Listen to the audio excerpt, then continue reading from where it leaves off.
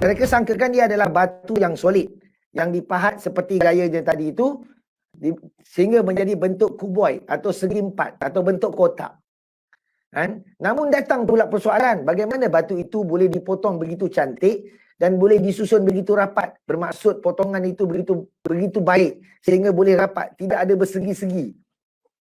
Maka akhirnya mereka memecahkan batu blok yang besar itu kepada serbuk yang halus sehingga skala nano ni 10-9. Kalau nak dibandingkan nano dengan pembaris meter, di sekolah kan kita ada pembaris meter dengan nanometer. Kalau nano tu ibarat guli, pembaris meter itu ibarat bumi. Itu beza dia. Nampak tak beza di antara meter dengan nanometer? Begitu kecil. Dan nano tu disebut zarah. Dan bayangkan sebesar itulah yang Allah akan kira kita besok. Barang siapa yang mengerjakan kebaikan seberat zarah pun, dan barang siapa yang mengerjakan kejahatan seberat zarah pun, maka ia akan melihat balasannya. Bayangkan. Jadi balik pada cerita ini, apabila mereka lihat di bawah mikroskop elektron, ini rupa mikroskop elektron tu, yang sangat kecil, yang ni dan mahal. Mikroskop ni besar lah, dan dia boleh lihat sehingga begitu kecil, dan harga dia sangat mahal. Okey, sebelum tu apabila mereka ingatkan batu tu dipahat, kemudian dibawa seperti inilah, diheret oleh ramai manusia, dipaksa, orang kata sebagai hamba, dipukul, Bani Israel ketika itu, dan ditarik naik ke atas, diletak penggolek-penggolek seperti puli tu untuk ditarik naik ke atas. Namun saintis berkata sekiranya diletakkan roda sekalipun, belum tentu boleh diheret kerana ianya begitu berat. Sehinggalah mereka melihat di bawah mikroskop elektron, mereka dapati ia bukanlah batu yang solid, namun dia adalah tanah lumpur, tanah liat yang dibakar seperti bata, seperti mana dinyatakan dalam surah Al-Qasas ayat yang ke-38. Dan berkatalah Fir'aun, wahai kaumku, aku tidak mengetahui Tuhan bagimu selain aku. Maka bakarkanlah, wahai Haman, Haman ni Perdana Menteri dia lah, untukku tanah liat. Kemudian, buatkanlah untukku bangunan yang tinggi, agar aku dapat naik melihat Tuhan Musa. Dan sesungguhnya aku benar-benar yakin bahawa dia, yakni Musa, orang-orang yang pendusta. Surah Al-Qasas ayat 38. Dinyatakan bangunan yang tinggi. Menurut sejarah, piramid adalah bangunan yang tertinggi sehingga 3,800 tahun. Begitu lama bangunan ini menjadi bangunan yang tertinggi di dunia hingga 3,800 tahun. Kalau kita kira tahun kita sekarang, tahun 2020. Piramid ini dibina 2,500 sebelum Masihi. Boleh kita kira lah 2,500, 3,800 tolak 2,500, baki 1,000 tahun lebih itu masih lagi piramid menjadi bangunan tertinggi di dunia. Piramid yang terbesar mengambil masa hampir 23 tahun untuk dibina. Bayangkan begitu lama bangunan itu dibina. Hari ini sebuah bangunan yang tinggi boleh dibina dalam tempoh kurang dari 1 tahun. Itu satu yang teknologi yang baik lah, yang mana kita sudah ada jentera yang baik. Kalau kita lihat di sini, hari ini dah banyak dah bangunan yang tinggi. Burj Khalifah juga adalah yang tertinggi. Piramid dah jatuh ke bawah lah, bukan lagi yang tertinggi di dunia lah. Okey. Jadi apabila mereka lihat di bawah mikroskop elektron, dia orang dapati dia adalah tanah lumpur, tanah liat yang dibakar seperti bata. Apabila saintis sedar bahawa binaan itu dari tanah liat, maka datanglah persoalan, daripada mana datangnya tanah liat? Sebab di sekitar piramid itu tidak ada tanah liat. Maka mereka mencari, dan akhirnya mereka menjumpai tanah liat itu di sekitar berhampiran dengan sungai, yang jarak dia agak jauh. Dan di situ mereka jumpa perlombangan tanah liat serta tempat pembuatan bata. Maka datang persoalan yang kedua, bagaimana bata yang telah siap dan berat itu dibawa ke tapak pembinaan? Maka ada yang mengatakan bahawa orang dulu besar-besar, heret bata, tarik, tolak bata, dia letak penggolek kayu itu. Maka datanglah pelbagai teori. Dan macam-macam lah, ada yang kata makhluk asing lah, macam-macam ada.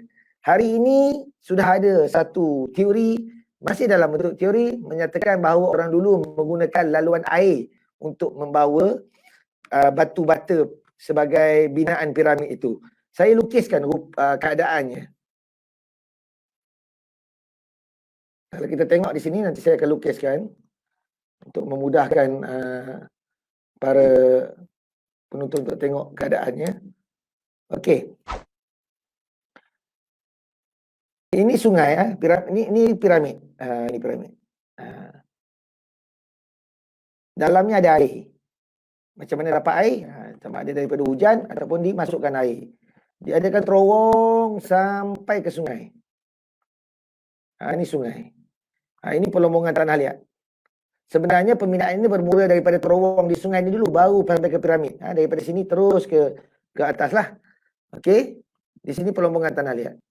Untuk kekalkan air supaya tidak jatuh, maka diletakkan kunci air. Kunci air seperti ini.